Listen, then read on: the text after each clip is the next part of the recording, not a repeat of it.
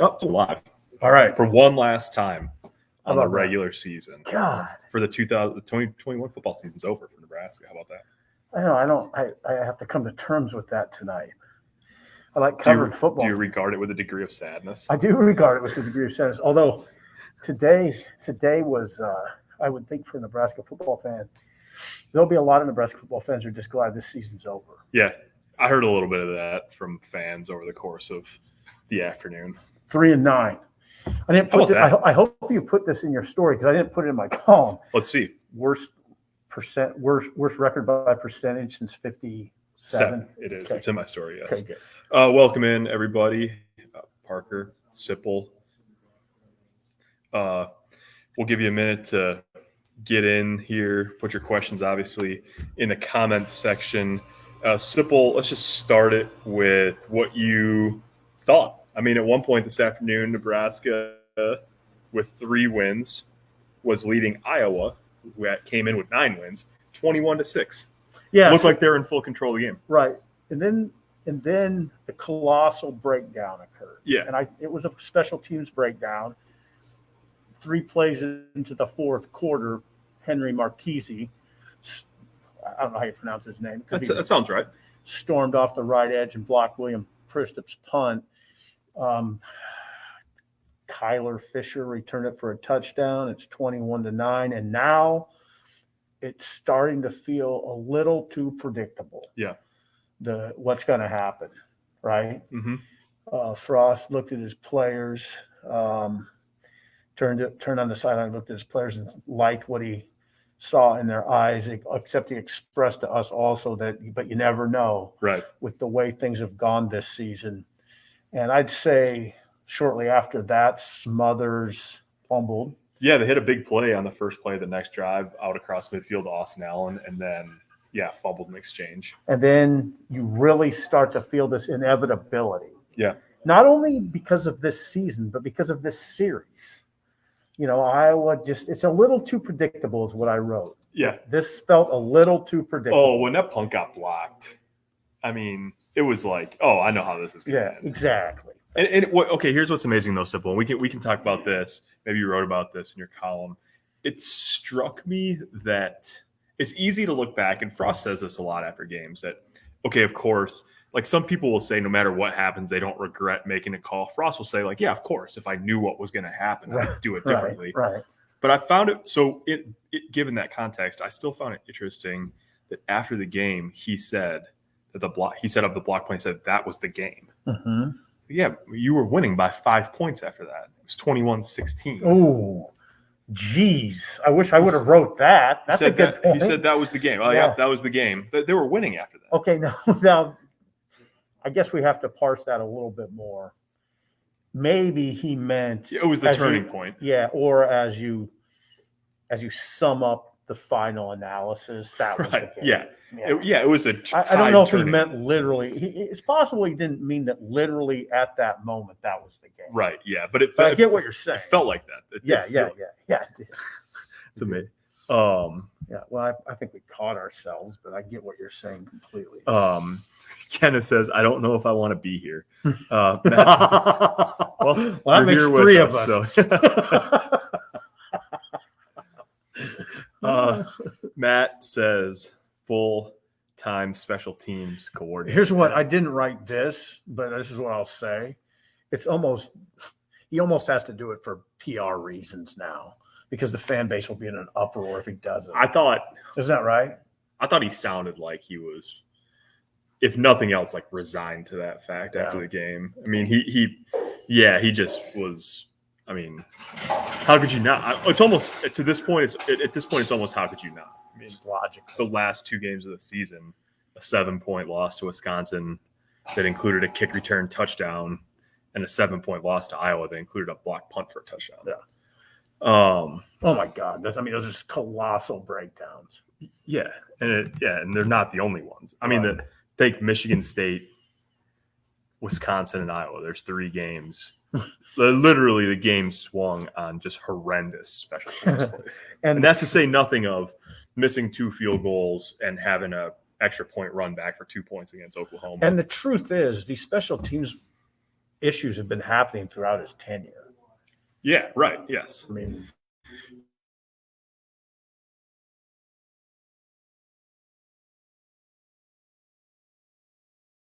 Jake Moody from Michigan, Noah Ruggles from Ohio State, Caleb Shudak today. I mean, it can be done. It just adds insult when a guy like Shudak comes in and just hits bombs into the wind, hits long field goals. I mean, makes it look kind of easy. Yeah. And meanwhile, Nebraska hits half of its field goals and misses 4 extra points during the season. Yeah. It's just sort of like, okay, yeah, you're right. This is, if he doesn't hire us, but I mean, I don't even know if that works. I mean, what people have to understand is Mike Riley had a full-time special teams coach in Bruce Reed, and it exactly wasn't a flawless enterprise. What ends up happening is if you fail enough, people will just want change to anything. Yeah. Like I had for the first time in a long time, I had people this week saying like, well, maybe they shouldn't practice in the morning. Yeah. It's like, well, they begged for morning practice for a lot, but it hasn't worked. So now, so yeah, change for the sake of change. But I do think it's something that I think he'll hire one. That's just a guess though. What exactly happened on the last play interception from Smothers? Yeah, that's a good question, James. You got it. Ross was asked about it after the game. Levi Falk had an option route, so he had to, based on what the defense gave him, he had the option of running the deep post or breaking off his route and going back toward the sideline. He broke off his route, which Frost intimated after the game was the right decision because what Frost said was wrong throw at the wrong time. Yeah. It's a staple concept. They run it all the time. Frost said they've repped it thousands of times in practice, and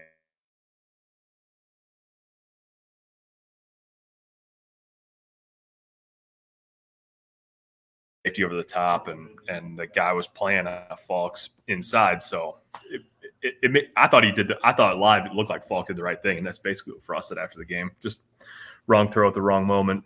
So is Adrian coming back next year? Jared, yeah, good question. Don't know. We just don't know. I mean, it's really hard to say. Yeah, there was some. You don't want to read too much into it, but like, man, Damian Daniels really emotional. Coming out the tunnel, he was part of the senior day festivities. He could come back. There were some guys that were talking about him in the past tense after the game. He was crying before the game. He wasn't in uniform like that. It looked like a goodbye. We'll see what decision he makes. Adrian was a tougher read. He got a big ovation. He took the photo with Frost. He did the senior day thing, but we'll see. I don't think it'll be real long before we know one way or the other. Hello, guys from Rapid City. Mark, how you doing? Is Nebraska, let's see. What is it, a collapse, or was there always a thought Iowa would come back inside the stadium? Henry asks. Well, I think it's a bit of both. Yeah. I think that Iowa presses Nebraska.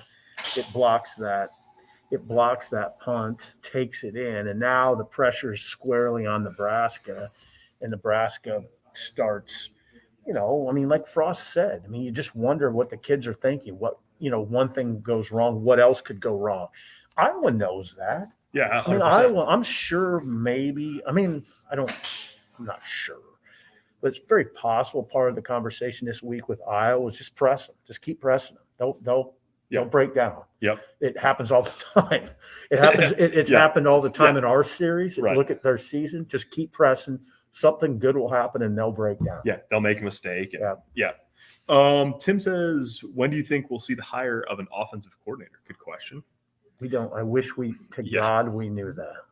On the clock, right? From right now going forward. A lot of team seasons in college football end tomorrow. Mm-hmm. There'll be a lot of coaching movement after that.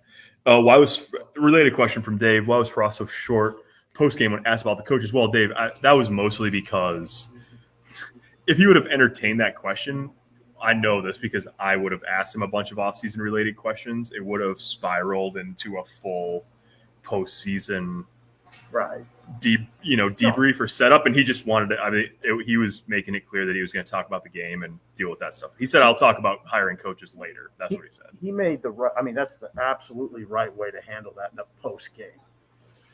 After the game, you don't need to address that stuff right after the game. Husker here in San Antonio, Nick says, hard to believe UTSA knows how to win over Nebraska. Well, yeah. Yeah, we talked about James. We talked about why Falk stopped running his route. Did it seem like the play calling went into panic mode? Oh, James, here's the thing. I mean, Nebraska only ran for 35 yards in the second half. They had 111 in the first half. And Frost said, yeah, I'll watch it again. They pick up on stuff that the average person watching would not. He said Iowa was moving its linebackers almost entirely out of the box to handle the option stuff, because that's really what worked for Nebraska in the first half and then on the 94-yard touchdown drive in the third quarter. And he said, if you're going to move your linebackers out to the perimeter, you just got to be able to run up the middle between the tackles. Yeah. And Nebraska was not having a lot of success there. Yeah. In Nebraska's last 5 offensive possessions, 3 with the lead, 1 tied, 1 trailing by 7, they ran 10 times for 18 yards. That's not getting it done. Nope. Not getting it done. If Frost doesn't hire a dedicated special teams coordinator, he should be fired after the first loss due to special teams. Well, Kent, that's not at all how contracts work, but I mean, I understand the sentiment. Did Betts only play 1 play? No. Okay. No, he was out there more than that, a lot more than that, I think. Agreed. Glad the season is over. Don't have to go through a glass cage of emotion next Saturday, Ron. Yeah, well, you are notorious for that, Ron Burgundy. So can we get over 2 a.m. being bad now? I know Smothers' first game, but our O-line takes almost all the heat here. Here's one, Sipple. How did you think Smothers played? Like, what did you think about that picture? I thought it looked good for most of the game, save for 2 critical errors, 3 critical errors, I guess. Fumble. Well, 2 fumbles and a pick. Yeah. A fumble, the safety, and the pick. Oh, yeah. The safety. Frost said they blew a protection on the safety. Again, just sort of relaying what the coach said. No. That's a good point. But there was he said that one of the sneaky critical plays of the game was either the last play of the third quarter or the first play of the fourth, where they put the ball on the ground and he got it back, but they lost. Smothers lost 1 on first down. What looked like it had at least a few yards, maybe a big play behind the sticks. They go 3 and out. That was the punt that got blocked. Yeah. Do you guys think they can really make any sort of improvement in 1 year to save Frost's job? James asks. Well, this is what I've been saying. I think this is a long shot. It feels like a long shot. I mean, they have to hire an offensive coordinator. And remember, in college football, there's a time limit. There's a 20-hour rule. You don't have all the time in the world to get all this done. You have to get it done quickly. And not only do you have to get it done quickly, you have to make it work quickly. I can remember back to when Bob Diaco was hired as the defensive coordinator. We had these conversations with the coaches about how difficult it was because Diaco spoke a different language. His defense had different terminology. There were different techniques. People forget that. There's different techniques that the kids have to learn quickly. Yeah. And it all has to go bam, bam, bam. And there's only 19 practices in the spring. Okay. You got to think about 15, this. Yeah. 15 practices in the spring. And here's what happens. August hits. It's preseason camp. You got about 2 weeks to go. Okay. Before you got to start getting ready for the opponent. Yeah. Okay. By the way, you're getting on a plane to go to Ireland. Right. And it has to happen like that. Yeah, I know. Yeah. Okay. You don't have a grace period. No. I mean, Trev Alberts said, no, this doesn't mean 3 or 4 more years. Right. This means it's got to happen. Yeah.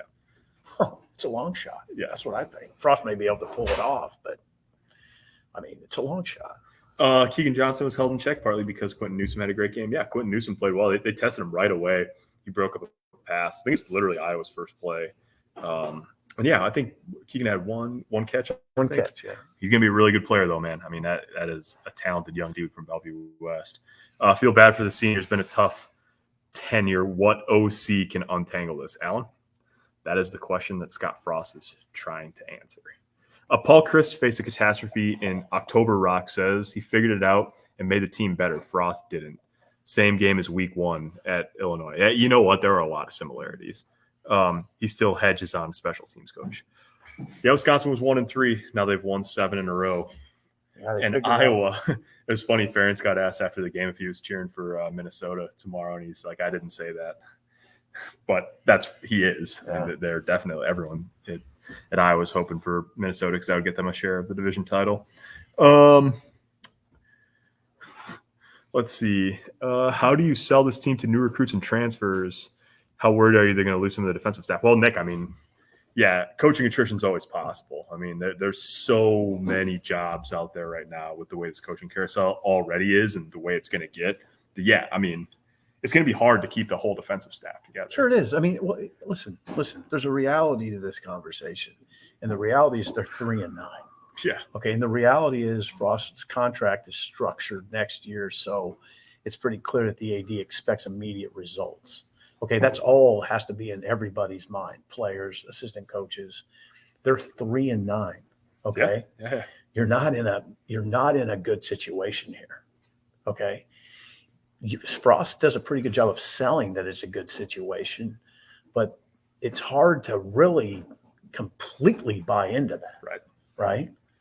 The flip side of that conversation is if you were a defensive coach and you were eyeing a different situation, you've seen this year, head coaches get fired after 2 games. Mm-hmm. Head coaches get fired after 4 games. Head coaches get fired after winning seasons. Mm-hmm. So what Trev Albert said in sort of addressing the same question, Nick, is like, no college football coach probably feels like very few, save it. Whatever, but like most college coaches do not feel a great degree of job security wherever they are. Sort of the nature of it. Yeah, that's very fair.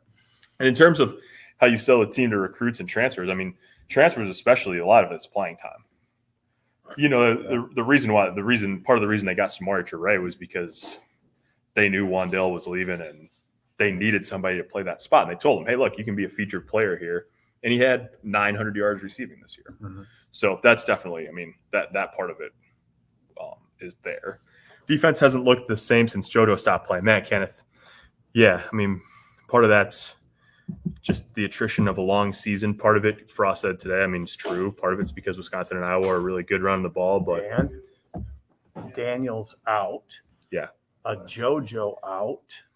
Deontay Williams out. Yep. Feldarius Payne out. Yep. You got Caleb Tanner back last week, who was hurt early. Yeah, most of the game against Wisconsin. Yeah, and Tanner was fabulous today. Yeah. Caleb Tanner is a bright spot. And there's bright spots for sure 100%. On this team. There's several of them, but number 2 on defense is definitely one. I mean, he is all out to win. It's clear. Yeah. I mean, he makes plays that are really hard to make. He's a guy that they're going to build around next year. I mean, assuming you never know with guys, assuming he's back and all that. Like, yeah, he's a guy who really can be a breakout player in 2022. Nebraska ended the season giving up more than 4 yards a carry, 4.2 per carry on the year, because Iowa and Wisconsin combined to average 6.5. Yeah, they were down to 3.7. Yep. 4.2 is not. I mean, that's not winning football. No. Matt says he'll miss these post-game chats. That's nice, Matt. You missed the vulgarity from this guy. Yeah, I just had a vulgarity. You did. It's okay. The season's over. Your bosses certainly aren't going to watch this. I'll tone it down. I'll tone it down, bosses. Gifford with the same receiver hands as his brother, Ron Burgundy, says, yeah, Luka tweeted about that during the game. Well, that would if that's the same, he'll end up in the NFL. That's all right. Glad this dumpster fire is over, Andrew. Yeah, well, yeah, there's that sentiment out there. I mean, it's hard for us because we love covering this stuff. And today was, I mean, I wrote it. I said on a tweet, this is thoroughly entertaining, and took some heat for it and actually deleted it. Well, I kind of wimped out, but I was thoroughly entertained. The last 2 weeks, right? The games against Wisconsin and Iowa were great. They're interesting. Yeah. It's very interesting. Just from a objective, football writer's perspective, it was interesting. It's not hard to write about. Yeah. I mean, it's hard, I know, to read about for people who are invested, and it's really maddening, but it's sort of fascinating what's going 100%. On here. Yeah, it is. Kevin asks, Bill Bush for special teams coordinator? I just don't think fraud. I mean, I think you could okay, let me say this. It would seem logical to me to do that. Yeah. Not only because of Bush's experience coaching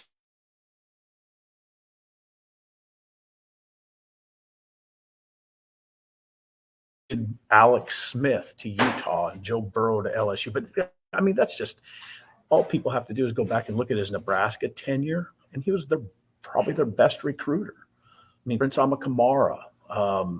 There's a long line of guys. The Arizona guys were mostly his guys, and he is a fabulous recruiter. He was involved in the special teams coaching this year, so you have to factor that in. But behind the scenes role, and not on the field, so very limited in what he could do. Oh, I think it would make too much sense. I mean, I don't know I just don't think he would have to even look outside your own walls. But I don't know. Who knows? Maybe he doesn't want to. I think this team believes they're one play away when they're actually 100 plays away. So when adversity strikes, they don't know how to respond. Yeah, I wonder about that one play away thing too. Yeah. I mean, when it's happening over and over, I think Dirk asked a pretty good question along those lines. Kind of, you sell this psychology mindset that we're close. But it's almost like, well, if it keeps happening over and over, are you really close? Yeah, right. Or is it just a flaw? Is it a coaching defect at that point? The great debate is just, are all these close losses just a result of a coaching defect? Right. Or is Nebraska really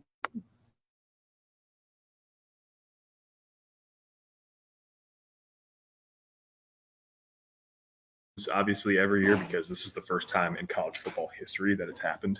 0-8 in one-score games in a single season. I think 5 of those are against ranked teams. 5 of them are against ranked teams, but they've been bad. The record wasn't that bad, but it was very poor in one-score games coming into this year.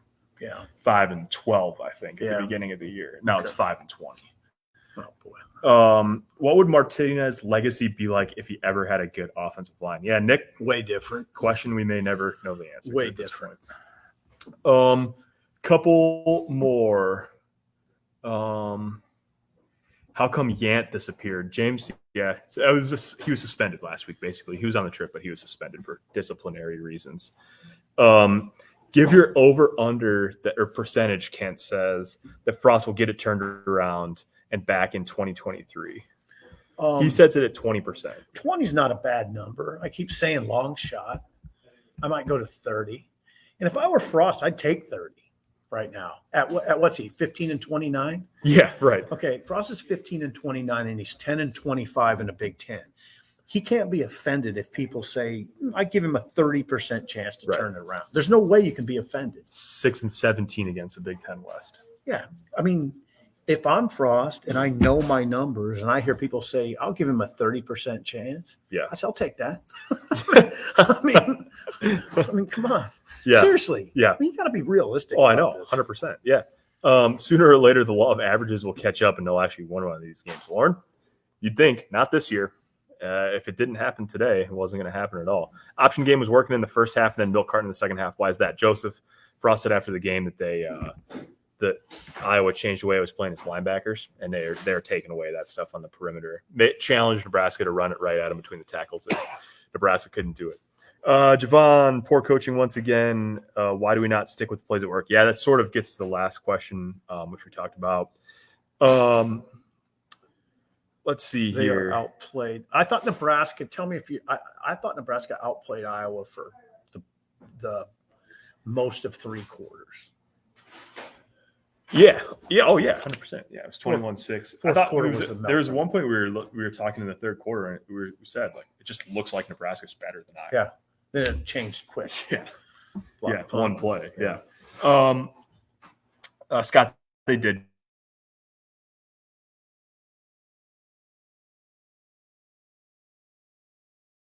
For next year. Oh, yeah, let's do this one. Catherine. Let's end it on this one, Sipple. Catherine says, I've appreciated this team maybe more than some of our championships day teams. I respect the grit, determination, and loyalty to one another. Okay. Now, I think that is very – I mean, it's definitely true. I have said many times I'm impressed how this team does stick together. But the bottom line is – now, I thought this game was important for the program because it was a chance to show – that they could close the deal. And they had a great chance to do it today, and they didn't do it. So now you can't ignore that. I mean, you can't just say, oh, they're close. This game doesn't matter. They're still it matters. You know what's funny about that? It has to matter. This is why I wrote the game story. I thought coming in, I wasn't really sure if this game mattered, but it wasn't for that reason. It was because of all the other stuff going on. Yeah. They're trying to find coaches. Yeah. Adrian's out. It's like the offseason's already here, basically, but they're just sort of playing one more game today. But then when it started, it didn't feel like it didn't matter. No. It felt like a rivalry game. It did. The stadium was jacked Yeah, up. it felt like a rivalry game. So then to like take this sort of waypoint moment where there's all this change coming, some of it's already happened, there's more coming, all that. And then it was just a fist fight. Yeah, it was. And then to lose that, it's like, man. And I'll tell you, there's lessons to be learned in this stuff.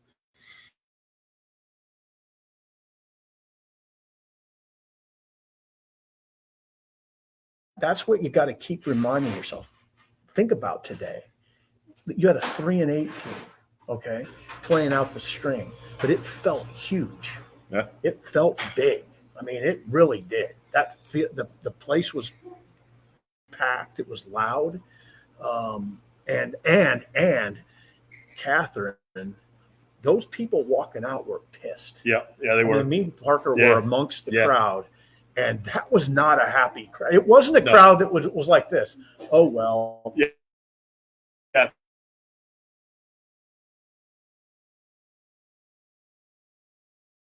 Some of that, and I feel that way to a point.